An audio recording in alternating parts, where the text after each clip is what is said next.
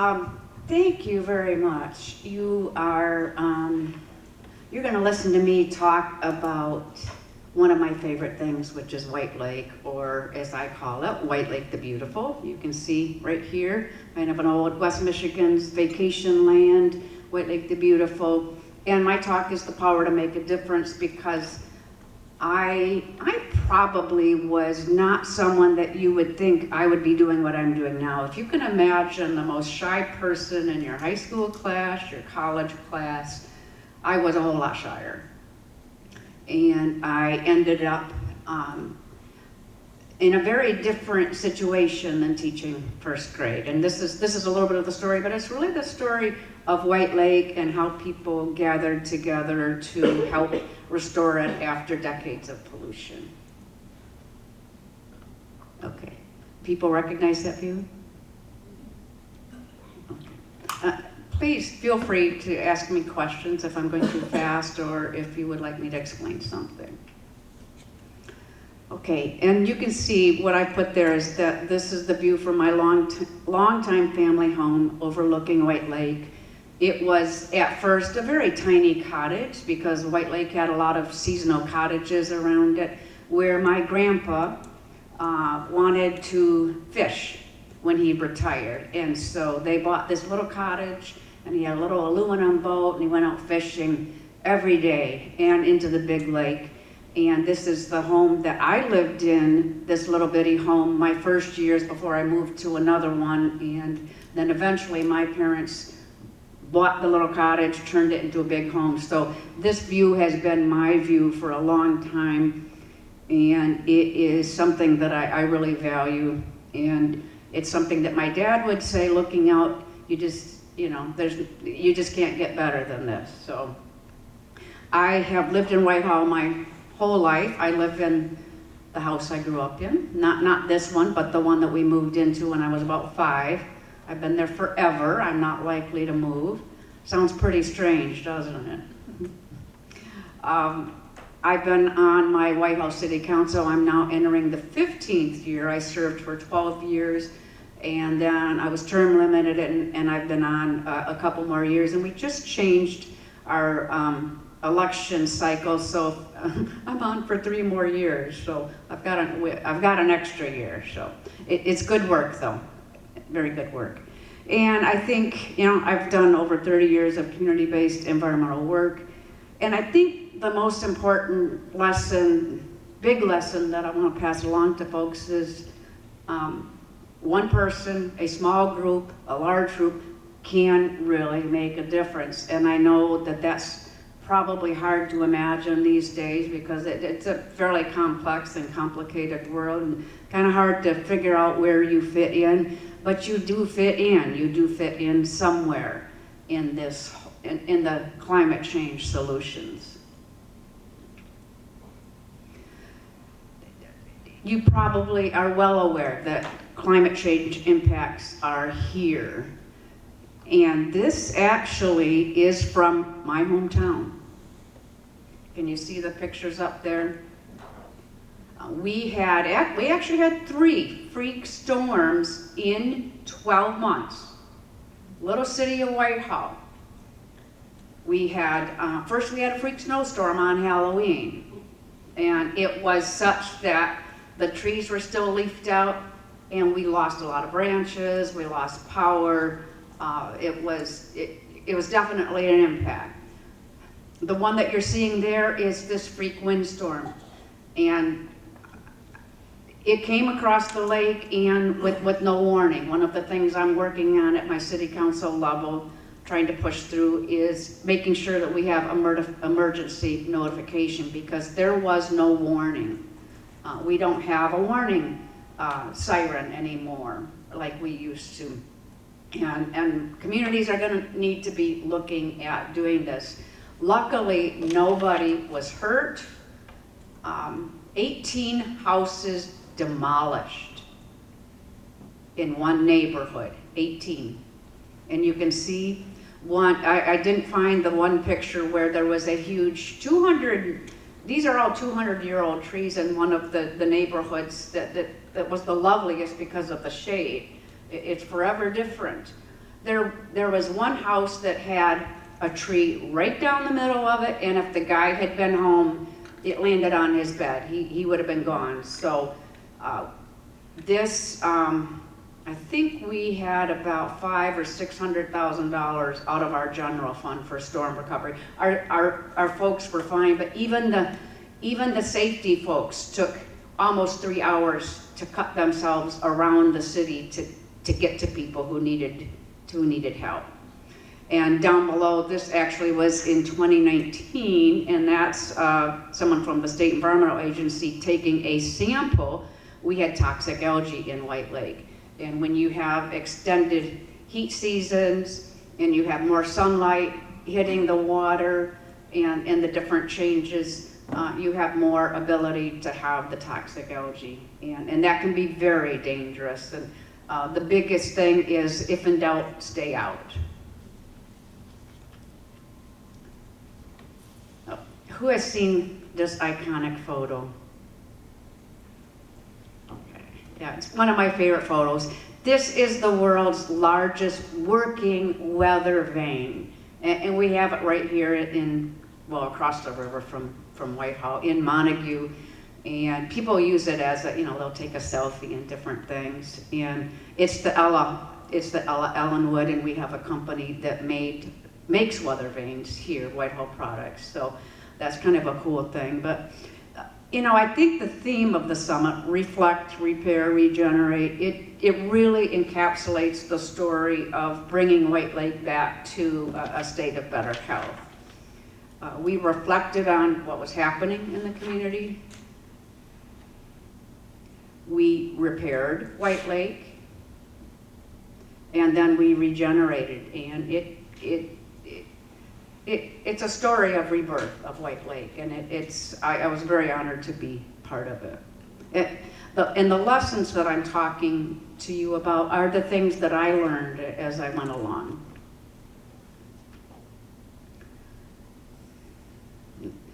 I don't know if you can tell who that is. So that is me a long time ago. And it started simple. I wanted to recycle. I didn't even know where my garbage went. I couldn't, if you live in a world without an internet and you're focused on, having kids, and it was an entirely different world. I don't think you can imagine what it was like. And, I started asking around, and there was a veteran environmental activist, and he's like, what are you doing about the landfill expansion? And we're like, we don't even know what the landfill is. And we realized there was one right outside of town, and then all of a sudden, I'm outside protesting, that's TV coming up there. There's me standing by a landfill for the local paper saying ignorance is bliss, and I'm looking like I'm standing by a landfill. And that whole effort took a couple of years until we realized that we really couldn't stop the expansion. We tried several different routes. That was something that did not work. But in doing so, we learned that we had some other problems. We actually had pollution problems that our growing group had not been aware of. We had called ourselves concerned citizens of White Lake. And I don't know if folks know about Hooker Chemical Company that was in Montague, and then also the tannery. The tannery was the oldest industry in the county, built in 1865 on the shores of White Lake to take advantage of the hemlock trees, the hemlock bark for the tanning purposes. And, provided really good jobs. They really weren't, it became a problem in the 1940s when they stopped using the hemlock bark and they used a very mobile and toxic form of chromium instead. And so that's how we ended up years down the road with some of the highest chromium levels in the Great Lakes. So those were two of the major contributors. Hooker Chemical actually was looking at Grand Haven from New York. They were looking at Muskegon. Muskegon Lake folks said, no way. And somebody from the Muskegon Conservation Club went to one of their plants out west, Tacoma, Washington, came back and said, we don't want these, they're polluters, which is very unusual in the 1950s, and they were just raked over the, they were, there was a whole editorial in the paper, saying how bad they were, and then there was an innocent person from Montague who wrote them a letter and said, well, maybe you would like to come here. And they did. We had salt caverns, and they were originally Hooker Electrochemical Company, and they had a chlor-alkali plant, which they would bring up the water as brine. They would put water into the salt caverns, bring it up, put electricity through it. They would have sodium hydroxide, caustic soda on one side, and then a waste chlorine. And the caustic soda was something that was very much wanted for manufacturing purposes. And that really probably wasn't the worst thing. And then a couple years down the road, they thought, you know what, we have all of this waste chlorine. We should do something with it. So they built another plant they called, on the same property, they called their fine chemicals plant. And they used the chlorine, which my veteran environmentalist friend said is very promiscuous. It's a good description of chlorine. Well, buying with any organic material. And they made things like hexachlorocyclopentadiene. And you can say that too, if you practice it. Hexachlorocyclopentadiene, better known as C56, and a very exotic chemical. And so they had a discharge into the lake, and these were good jobs. People could graduate from high school and end up there, and so it was not something that you wanted to complain about. So people didn't. It was the classic jobs versus the environment situation. But the concerns were growing. One of the teachers from Montague did an air pollution survey and actually brought the Michigan Air Pollution Control Commission to the White Lake area to talk about their emissions. And there was a whistleblower. Warren Dobson, he went by Gene, he worked in the fine chemicals plant. Warren Gene Dobson, he quit his job. He talked to his pastor. He was very concerned about the pollution. He quit his job. He went to the TV and to the press and the regulators, and the regulators came. Now keep in mind, we had the Water Resources Commission, which was, they were okay with the industrial folks. They wanted them to, to be able to do what they wanted to. So they came to town, and on the back 40, there were 20,000 barrels leaking into the groundwater. So it was one of the biggest cleanups of its time, I think $15 million in the nation. And they built a huge vault that people call the Temple of Doom, that's clay lined and clay covered with all of the buried materials. I could say more. One of the things is they left some areas untouched and had to come back in the 1990s, because this was in the 80s, and people called that no man's land. So definitely people were starting to change their attitudes. But this is all information that me and my friends and my group were not aware of. It was after, after we were kids in high school and things like that. That is part of the reason, some of the major reasons that White Lake was called a Great Lakes Area of Concern. It's an agreement between the US and Canada to look at realizing that pollution doesn't respect boundaries. Let's clean up the most serious documented pollution in the Great Lakes. They named 42, later 43. White Lake was one, and Muskegon Lake was one as well. And so we actually expanded into the Muskegon area, and we started pushing. When we found this out, we found out that the state had actually even written a cleanup plan, but most people in the area didn't know. So we started pushing to have them kind of open it up and get started in working with us. This is one of our literally hundreds of meetings. And they said, no, you guys are 12th and 14th on the list of 14 in Michigan, and we've written a cleanup plan and we're done. And we kept after them. There were some Great Lakes groups that we got involved and went to the state officials and kept pushing them. And then our two areas, we helped to push them to set up a statewide advisory council for all of them. So our area was very instrumental in that. By then, I had changed from my first grade teaching career to being hired by an environmental group at an office in Muskegon, and we got a grant to set up public advisory councils, because we asked them, we said, there's a requirement for public consultation, and you're not doing that. And they're like, no, we're not going to. And so we applied for one of these little grants that went through the bigger group, and my organization ran both the White Lake and the Muskegon Lake ones for a year, and then the state said, you know what, we're gonna hire a consulting firm to come in and redo the cleanup plan with you. So isn't that cool? Every time they said no, we were just like, we're not done yet. So that's just something to remember. It took 22 years. I had kids that were not in school, and after 22 years, I had grandkids. So I don't think any of us imagined that it was going to take that long. But you know what? It's a step by step. We just kept going.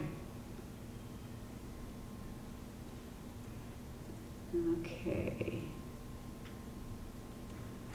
One of the things, now I think it's important to note that my organization did like the meetings for the group the first year, and then this consulting firm did it for a couple of years, and then we asked that a local firm just continue, and so money came from the feds to this group to kind of run both groups. And then Kathy Evans, who some folks may know, was involved with the Muskegon Lake, and she kind of took the Muskegon Lake effort, and I stayed with the White Lake. So a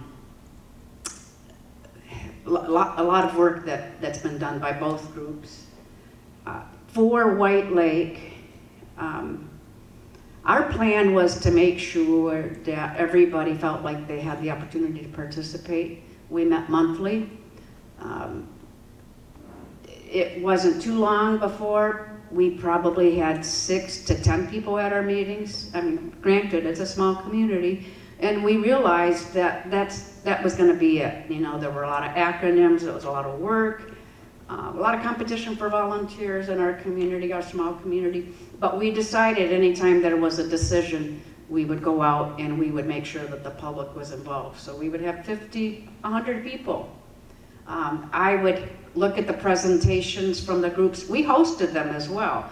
In the other areas of concern, the government would set these advisory bodies up. We set our own up, and we ran our own with the federal money. So we were one of the only self-directed groups in the entire Great Lakes. It's a big deal, and we kept that the entire time. And so we would host the meetings.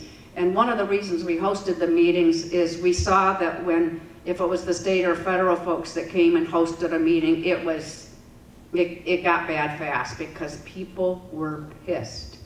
They were pissed about what had happened for so long and how they had talked to, and begged these folks to help, and it hadn't happened, even though it was different people. So the dynamic changed when we hosted them.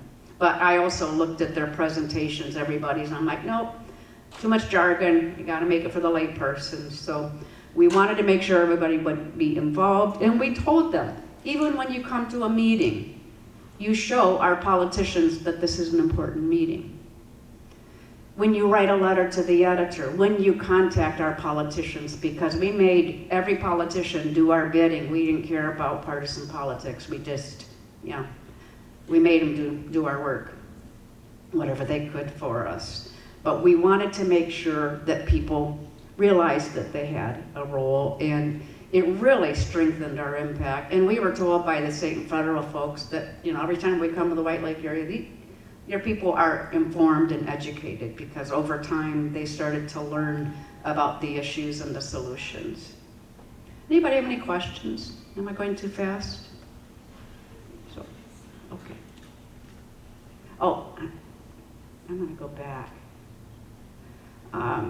when we were getting ready to get off the list, off the area of concern list, we did all kinds of things to further educate people. And on the left, you'll see that we went out on White Lake and did a history tour, pollution tour. On the right, I think we're on the Jackson, that's me, giving a tour there. Yep, Jana says yes.